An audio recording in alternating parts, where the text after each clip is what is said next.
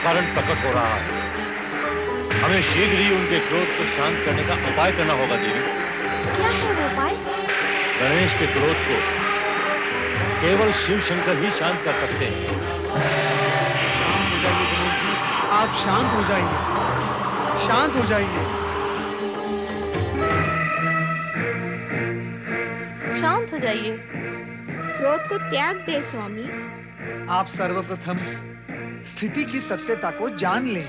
हाँ स्वामी, संभव है वैसा ना हो जैसा आप समझ रहे हैं। स्थिति पर पुनः विचार करें स्वामी। आप तो विघ्नहर्ता है, विघ्न उत्पन्न करने में आपकी शोभा नहीं है श्री गणेश। यदि आप शांत नहीं हुए तो संपूर्ण जगत में प्रलय आ जाएगा। हमारा क्रोध ब्रह्मदेव या ब्रह्मलोक पर नहीं है और ना ही उनकी सृष्टि पर। तो फिर आपका क्रोध किस पर है श्री गणेश? निर्माण कार्य पर। सृष्टि का निर्माण कार्य रुक गया है और ब्रह्मदेव ब्रह्मलोक से अदृश्य हो चुके हैं। किंतु आप मेरा विश्व भ्रमण ना रोके, अन्यथा मेरे प्राण अवरुद्ध हो जाएंगे श्री गणेश। मैं सर्वथा निर्दोष हूँ। आपके क्रोध के इस कारण में मैं कहीं भी नहीं हूँ श्री गणेश। हाँ स्वामी, देवऋषि सर्वथा निर्दोष हैं। ये भला आपके विरुद्ध षड्यंत्र क्यों रचाएंगे? देवऋषि, भविष्य में सावधान रहें। मैं तो सदा सावधान ही रहता हूँ। मेरे जितना सावधान तो संपूर्ण जगत में अन्य कोई है ही नहीं। मेरा नाम नारद न होकर सावधान होना चाहिए था गणेश महाराज। इतना सावधान रहने पर भी मैं अकारण कहीं न कहीं कष्ट में पड़ ही जाता हूँ।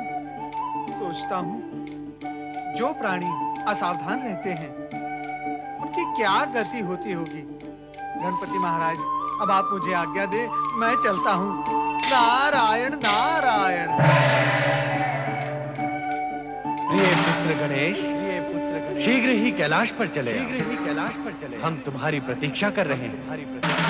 गजानन, तुरंत कैलाश आओ, हम तुम्हारी प्रतीक्षा कर रहे हैं। पिता शिव और माता पार्वती ने आपको तुरंत बुलाया है स्वामी। माता पिता की आज्ञा का पालन तो करना ही होगा स्वामी। स्वामी, क्या हम भी आपके साथ कैलाश चले? कदापि नहीं, हम अकेले ही वहां जाएंगे। ऐसा लगता है कि संकट में फंसे ब्रह्मा जी ने ही पिता शिव को हमें बुलाने में विवश किया है।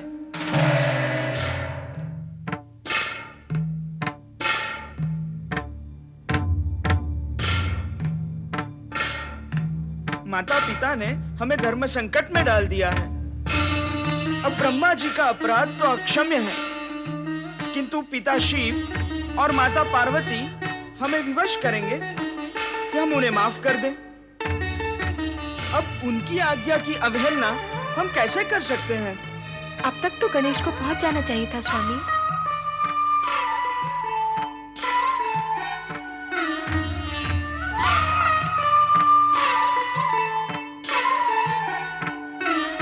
देखो रोहिणी, गजमुख गणेश पशु के समान किस प्रकार उद्विग्नता में अपनी सूंड से खेल रहे हैं। बेचारे बुद्धि सिद्धि के भाग्य में सूंडधारी गणेश ही लिखा था।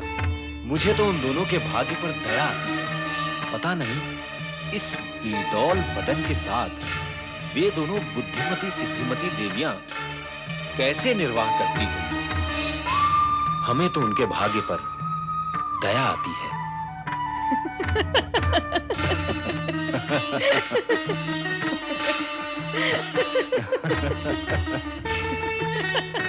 दुष्ट, निंदक, प्रवंचक चंद्र, तुमने हमारे धैर्य की सीमाओं का उल्लंघन कर डाला है। हमने तुम्हें मन ही मन में क्षमा करने का बहुत प्रयत्न किया, किंतु तू क्षमा के योग्य है ही नहीं। लगता है तेरे भाग्य में सर्वनाश ही लिखा है।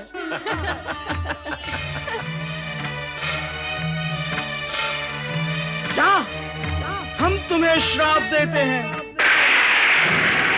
चंद्रलोक से तेरा पतन हो जाए, तेरी सारी ज्योत्सनाएं क्षीण क्षीण हो जाए।